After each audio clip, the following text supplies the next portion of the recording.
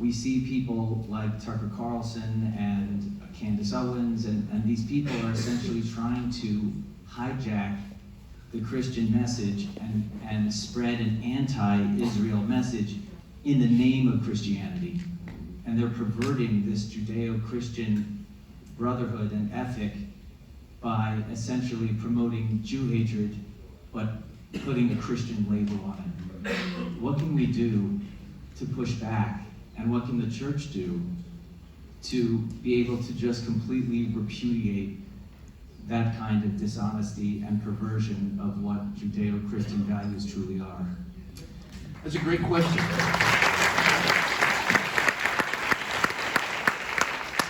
We've gotten into this situation with that generation of young people because they have all been raised by Caesar, and we're wondering why they become Romans. We have abdicated our public school system to secularism.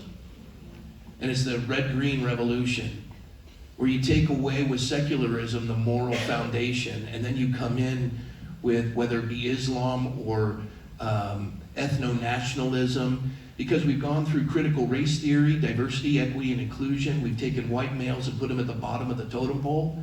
We've mocked them and embraced the stupidity, and now we're upset that they feel as though they've been, relegated to obscurity, and now they're signing on with these awful directions in life.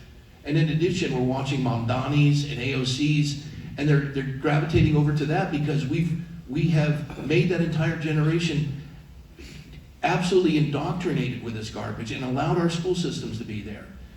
And now we turn and we say, hey, this has to be fixed. Why are they speaking this way? Politicians are actors performing a script written by the audience. I would say it's time to rewrite the script. Do the hard work. Who's on your school board? And what are they teaching? And have you participated to try to change your community in that capacity? You say, well, we're looking for the answer from the people who are at the top. We want our answer to come on Air Force One. We want Trump to fix it. We want Charlie to fix it. We want Turning Point to fix it. Charlie Kirk worked really hard to get to where he is. He's dead now. And there's an entire organization that is trying to grasp what just happened with a torpedo to the side of the boat. You have a grieving widow, and everybody wants the Tuckers to be silenced, and they want the Candaces to be silenced, and they want cancel culture. That wasn't Turning Point. Turning Point was to bring these people together for dialogue. But they're getting attacked. Charlie was called an anti-Semite because he would stand by dialogue. He would be called a Zionist because he would bring dialogue and have Ben Shapiro come and speak. And Turning Point is a secular 501c3. We did work towards churches to bring them along because Charlie was committed to his faith. But I would say this is the work of all of us. This has risen because nobody participates in local politics. I say this to pastors all the time. There's a pastoral epistle in Timothy that says, pray for kings and those in authority that we would live quiet and peaceful lives in all godliness and reverence. And I say, based on that pastoral epistle, Pastor, can you name your 5 city council members and your 5 school board members by name? Because of course you're praying for them. And the issues that they're dealing with in your community that would allow your citizens to live quiet and peaceful lives in all godliness and reverence. And you can hear a pin drop. And you talk about transgenderism. You say, oh, no. We don't want to go into that because it's loving. It's loving to lie to someone and tell them that they can become the opposite sex and give them hormone blockers that you don't even give to serial rapists in prison. And you're silent on that? Whether it be they're given double mastectomies at 15. Where are the adults in the room? We want to change the culture and lose those voices. We have to fight for that generation and give them voices that have some courage that will contend for truth in every way, shape, and form. They're gravitating towards that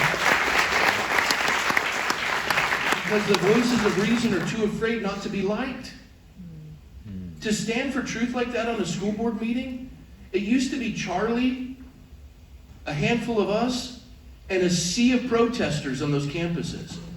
And at the end of his life, when they murdered him, it was Charlie, a security detail, and a sea of red hats. And testimony after testimony of kids whose lives have been changed. There was a priest I heard one time say this: a missionary goes where he's not loved, but needed. And he leaves when he's no longer needed, but loved. Charlie left an impact in 31 years of living. I think if we want to learn something from that, it's not to tell him how to run the organization or Erica how to run the organization. I think it's better we start doing our own work and making it happen. That's my